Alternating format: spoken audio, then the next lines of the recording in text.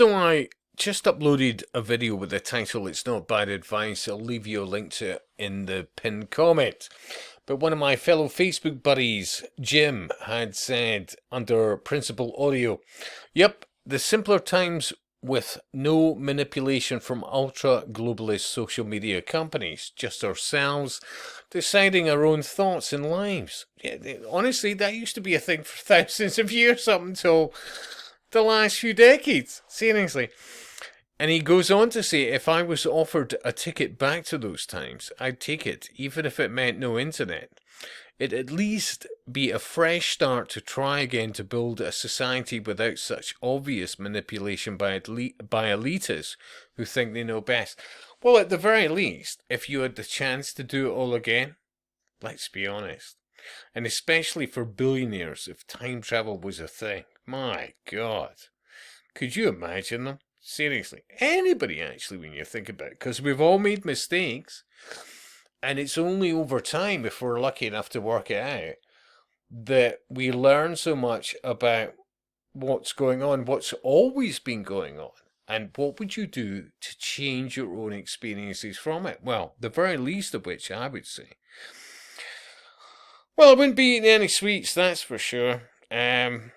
I'd be very picky over what I would be eating, yeah. And remember, that would be so advantageous to your formative years and beyond when you think about it, yeah.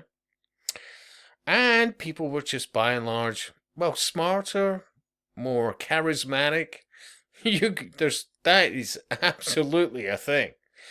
And for those, and let's be honest, that includes all of us. Well, most of us. That's never going to be a thing. So what would I also add to that? Reading older books, because the thing, and especially to the young team, read older books because you learn a lot from them.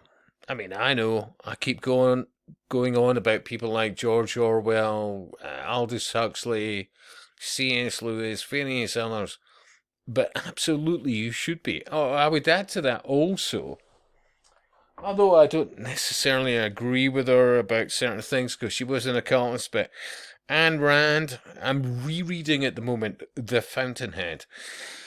Even if you don't agree with them as authors, it's interesting what they have to say. And you add to that your own life experience, and somewhere in between it all, there's some wisdom. And history, well, I would argue history has it all.